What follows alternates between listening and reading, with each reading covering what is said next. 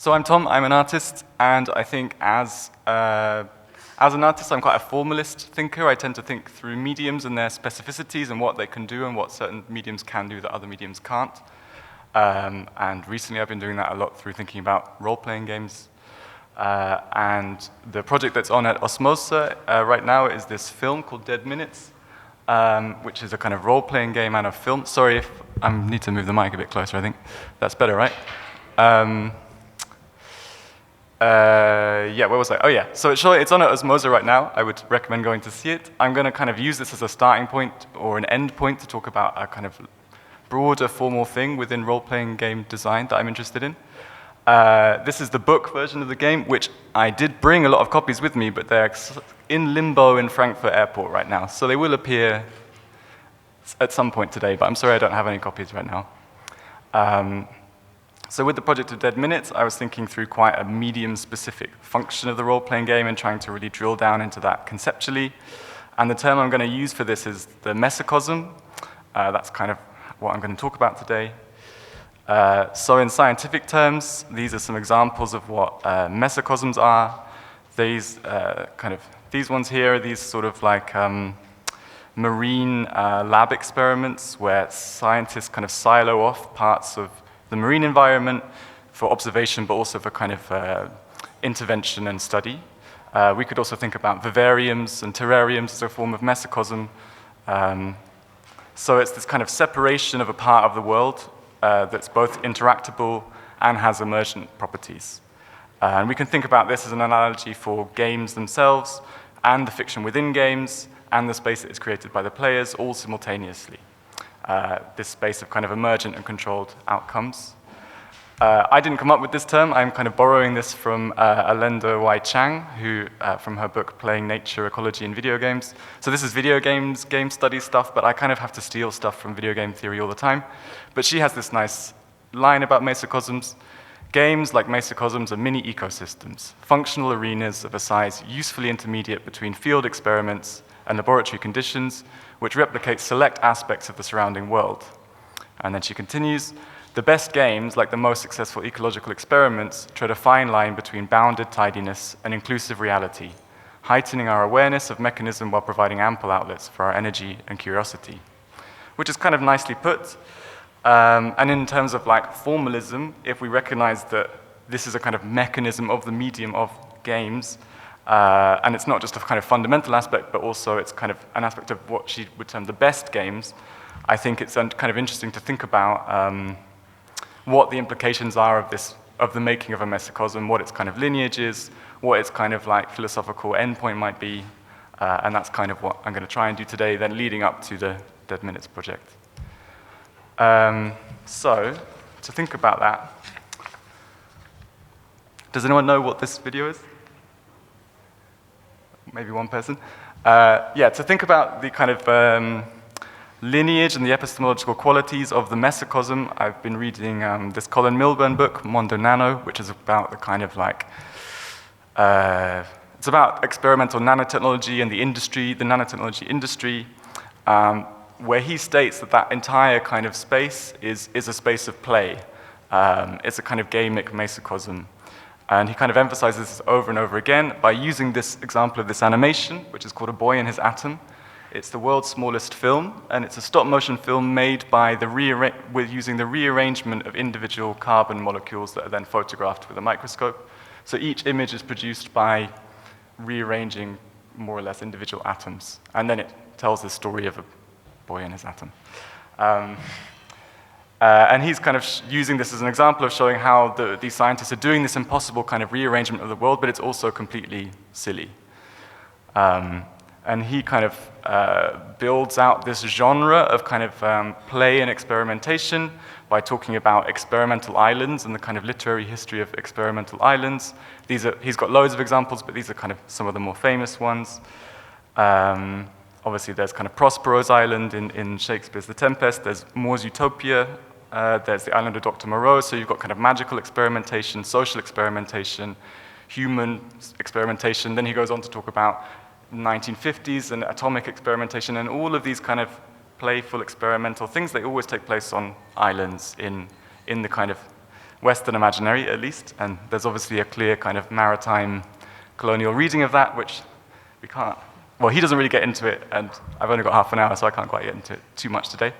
Another thing that he doesn't really get into, which I think is interesting, is he doesn't seem to make any distinction between atoms and people, or kind of components and people. It's all this kind of like, there's always this slippage between, yeah, the molecule and the person, and it just becomes this kind of subject that is rearranged and moved around and speculated from, which is useful for me. So that's a kind of very, very brief kind of history of where I think the mesocosm originates. The mesocosm kind of starts with these kind of experimental islands. And I was then kind of trying to think about what the mesocosm does or what it provides. And again, I went back to some video game theory. This is The World is Born from Zero. It's a book about speculation and science fiction in video games and the kind of act of speculation that takes place within game space. Cameron Conzelman, he synthesizes loads of different types of theories around like the act of speculation, and broadly speaking, he summarizes that into these two kind of constantly contesting acts. One would be extrapolation, which is kind of imagining the logical continuation of a contemporary trend or a vector from the real world and kind of following that into a potential future. And the other would be true speculation, which is kind of beyond extrapolation, so thinking the world as it isn't, often at the kind of excess of extrapolation. Where am I now? Yeah, if we wanted to kind of push those ideas even further, we could think about someone like Meillassoux in After Finitude, kind of speculative realism, where he has these two terms that I think are broadly mappable onto extrapolation and speculation, which are contingency and facticity.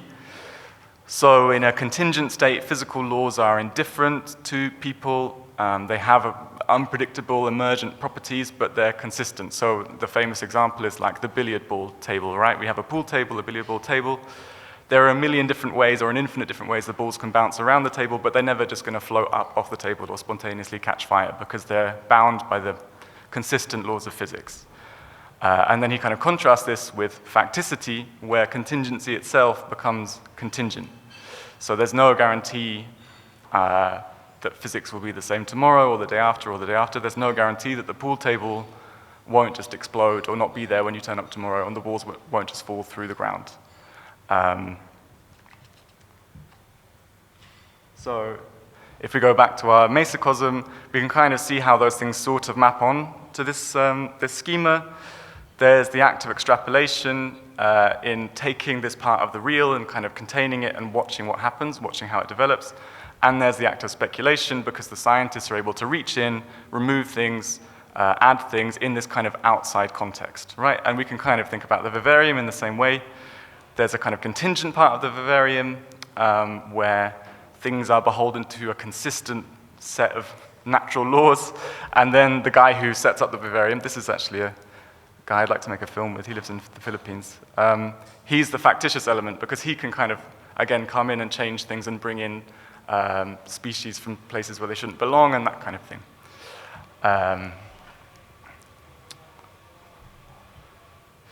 Another kind of comparison, if I go back to A Boy and His Atom, I want to now compare it with a sort of digital mesocosm. I don't know if this is really a mesocosm, kind of, which is Conway's Game of Life from 1970. So it's a very early kind of life simulation. And in the Game of Life, single pixels are given a kind of universal algorithmic set of rules, depending on how they should behave in terms of movement, spawning, death, etc. And from this simple set of rules and these like, kind of individuated components, a relatively convincing mimesis of organic life emerges. And you can run this simulation for decades and not encounter all of the different kind of organisms that emerge from it. So it's a very kind of convincing, a convincing level of complexity from a very simple starting point. And here, again, I would say that the Game of Life is sort of extrapolative, it's emergent, it's extrapolative and contingent, right? It's like emergent properties set on a consistent set of physical laws. And beyond like the battery of the computer dying that it's running on, or beyond it kind of like overclocking its own mechanisms, it's not going to ever like escape or make those laws inconsistent. Whereas the boy in his atom, which I think is kind of, for me, it's kind of the same principle, like you're building something out of like very fundamental individual blocks, is entirely speculative. There's no physical reason why those atoms would be next to those atoms, and those atoms would be next to those atoms, because it's being rearranged by an outside entity with a totally different context and arrangement than the atoms themselves would normally function in. Does that make sense? So kind of cool, because I have to come back to this.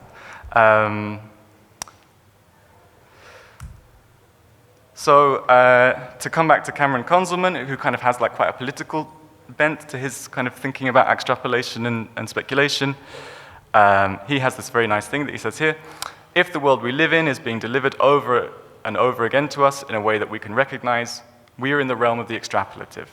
If a world beyond our politics is delivered to us with no easy allegories or mapped relationships, then we are at the limits of speculation, a site not just for reading symptoms of society or our current dialectical operations, but rather sites of production at the edge of the normative or acceptable. And then here he's talking a bit more specifically about video games. More often than not, speculation is offered and then swiftly reclaimed by an all too predictable game or narrative genre pattern. Speculation offers something, and predictable empirical reality emerges to take it away. I'm fascinated by possible arrangements of the world that are dangled in front of players and then snatched away from them. And in this, one of my favorite YouTube thumbnails, I have a collection of failed vivarium YouTube videos. Obviously, if the vivarium leaks and kind of there is this outside context, the guy can just come and clean it up again, right? So this kind of speculative act of the contingency of contingency is denied and removed by this outside force. And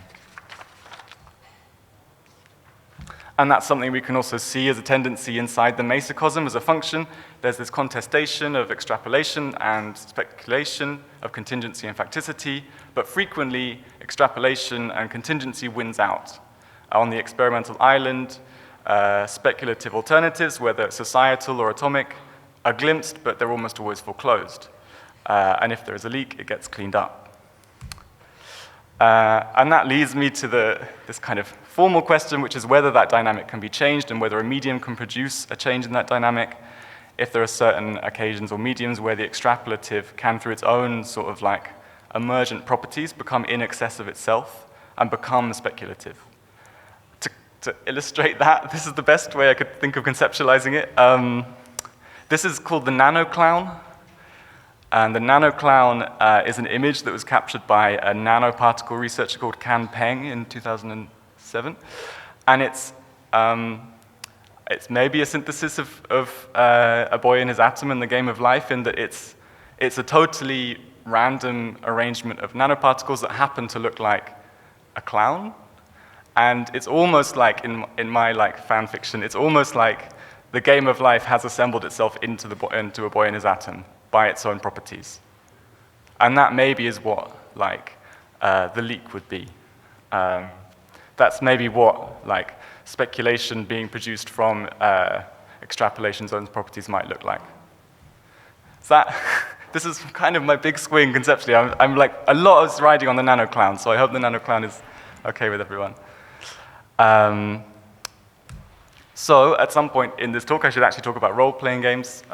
This is just an image of a mega game, which is kind of like a massively scaled-up tabletop role-playing game. And everything from now on, I'm going to kind of frame around role-playing games. And this would apply to either your 5-person kind of tabletop game or a bigger tactical mega game like this. And also, I'm not really going to make distinctions between game designers, game runners, and game players, because within this kind of schema, I think they all have pretty much the same function.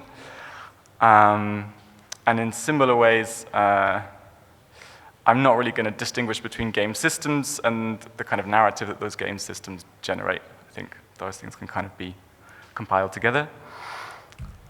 So I used to kind of conceptualize the relationship between participants of a role-playing game and the kind of narrative space or the game space or the game world they occupy as like a series of tunnels, kind of possible pathways through a consistent world space of the game, where the players or the participants kind of encounter what they encounter along the way, but there's all this other stuff that they maybe never see, or maybe not kind of exists independent of them.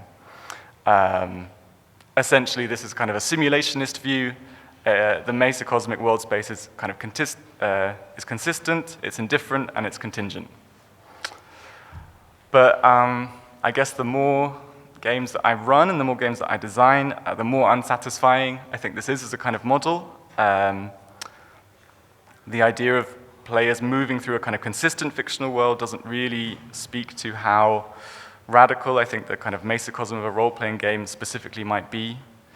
And my reasoning for this, which I hope I can argue now, is that the kind of base unit, if we think about base units, if we think about a boy and his atom, the base unit is the atom. If we think about the game of life, the base unit would be the pixel.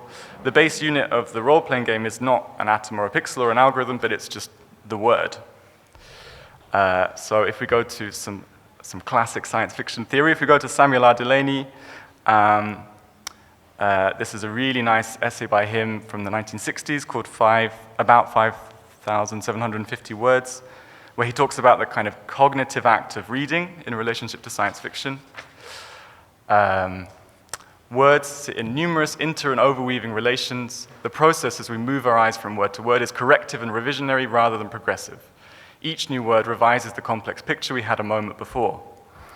And he talks about, he quotes a lot of like de Saussure, which is obviously structuralist, and there's some problems there, but he talks about subjunctive thinking, so like the thread of reasoning that produces meaning between words in sequence, and how that has different registers and different genres. So in general, if you're reading a science fiction book, when you're stringing together the words and creating meaning from them, you're imagining events that have not happened, which is very different from imagining fictional events that could have happened, or fantastical events that could not have happened. And these are three different kind of registers of subjunctive thinking. And an example of a science fictional subjunctive thinking would be like the phrase, the door dilated, which is from a Robert Heinlein book, very early piece of science fiction. If we just have the door, everyone understands what the door is, and all we need to do to kind of completely transform the world is put the word dilated at the end, because we know that doors, in English anyway, don't dilate, right? They open and close. But as soon as we say the door dilated, through our subjunctive reasoning in our heads, we construct an entire world where the technology exists, or the whatever phenomena exists to make a door dilate, right? So the entire kind of world is generated and made entirely sort of like speculative through the addition of one word at the end of the sentence. And this is essentially how Samuel R. Delany would say that like science fiction works, is that every sentence, every word that is added completely has the potential anyway to completely transform the context of every word that's come before it. Therefore, I guess it's entirely speculative to base things in words. If I go to M. John Harrison, another science fiction writer who I feel like I can never avoid talking about. He is a science fiction critic and science fiction writer, and he has this kind of long-running kind of anti-world building project called Viraconium, which is a series of novels about a city, and the city is different in every novel. But still somehow kind of hauntingly similar. And this is something he wrote about the project in the 90s. What would it really be like to live in the world of is an inappropriate question and a category error. You understand this immediately when you ask it of the Inscape of, say, Samuel Beckett or Wyndham Lewis. Like all books, Viraconium is just some words. There is no place, no society, no defendable furniture to make real. If its landscapes can't be mapped, its threat of infinite depth, or at least infinite recessiveness, can't be diffused, but must be accepted on its own terms. Writing is a con. Viraconium manipulates map-to-ground expectations to imply a depth that isn't there. Tolkien does the same thing. Or do you think Tolkien somehow manages to unload an actual landscape in your living room? So I guess he's kind of building, I think, to me anyway, on what Samuel R. Delany is saying, in that like, when you close the book, the world doesn't exist anymore. It only exists within the kind of gap between every word you're reading. But because it's being built out of an entirely kind of like factitious base unit, which is the word. So to go back to this kind of ant tunnel example, I actually think this is a much better model. It would be an ant bridge. So you still have the same kind of base unit, but the ants are not operating within a kind of indifferent space of Earth. They're in a void, and the only thing that they are producing is themselves and from themselves. The mesocosm of the role-playing game has no consistent indifferent space that the players move through. Instead, word and world are too so close together, aren't they? Instead, the world is precariously instanced and constantly re-instanced entirely through the language and cognition, the extrapolation and the speculation of the players. So, this is the last part. To finally move on to the kind of principles of the Dead Minutes game that I designed, where I really wanted to push on this idea as much as I possibly could. I kind of gave myself some design principles. So if depth is illusory and doesn't exist, therefore like immersion doesn't exist either. So in the game, I make no attempt to immerse players or have them escape themselves. There's no immersion. There's no lore, because as much should be, or kind of background fiction, because as much should be generated as the players as possible. It should all be kind of in this process of constant contestation. There is only language, there is only words. The game has no illustrations or real visual aids. There's no props or costumes or environmental aids. Everything has to be constructed just through language. And there are no external contingent mechanics. There's nothing that is extrapolative, so there's no dice, no cards, nothing. All forms of contingency, all forms of kind of like chance take place entirely through language and cognition, and therefore, I would argue, has a much more radical speculative potential. So these are kind of like the principles that I derived, and that leads me to thinking about hell. This is a mechanical hell from the early 20th century film Haxan. Probably lots of you have seen it, it's very famous. This is the kind of model they used to make this scene. It's a kind of mechanical hell, which I think is nice to think of as also a sort of a vivarium or a mesocosm. So given the kind of parameters I gave myself, the setting of the game, this game, kind of formalist game I was trying to make, the premise had to be something with like an immediate onboarding, because you couldn't fictionally set it on an island or in a vivarium or in a work of science fiction or a work of fantasy, because all of those things require like questions to be answered and setup to be done and reading to be done. But hell is a single word premise. And it's a more or less universally understood premise within that single base unit. So it's got possibly the fastest onboarding I could think of that is not the real world. So that's as close as possible to the introduction, and everything else is worked out by the players. I would also argue that, going back to this idea of this lineage of the island, the experimental island, I think maybe the afterlife, you could argue, is like an earlier and perhaps one of the first sort of conceptual mesocosms. It's a combination of the extrapolative in terms of like human behavior, experience, human sin, and it's speculative because the physical rules of various hells are often arbitrary or nonsensical or highly contingent or contingently contingent. And going back to this earlier confusion of people and atoms, humans in hell are essentially atomic. They're normally undifferentiated. They move in flows and great masses, like a kind of particle simulation. If we look at these images here, I feel like it's pretty clear that this angel is locking up all these people inside this mesocosm, inside this vivarium. They're having a look at what's going on. The people are moving around in these kind of physical flows. And often, the inhabitants of a dead world are not given any agency, right? They're just these kind of unindividuated subjects of a kind of system. So the first sort of speculative act in the premise of the Dead Minutes game is to imagine that the dead in the afterlife do have agency and the ability to reorganize and change things. And that's the kind of factitious turn. And the concept of the afterlife as a mesocosm is really clear. I'm kind of reinforcing my point, but I just think these images are fantastic. They're these diagrams by a mechanical engineer turned Baptist pastor in the early 20th century called Clarence Larkin. And here are some of his many attempts to kind of schematize the abstraction of the afterlife. So they're really interesting images because they're trying to kind of map extrapolative logic onto the speculative and contain it, and they kind of really beautifully fail at that. because they create this kind of strange hybrid of like a science experiment or a kind of alchemical experiment. They also look a bit like an ant farm. And then these kind of massive abstract ideas like the different parts of the afterlife. And you can imagine the dead souls kind of moving through these tubes. And you can really see how he was trying to use his mechanical engineering degree to map out this thing with a spectacular failure, I think.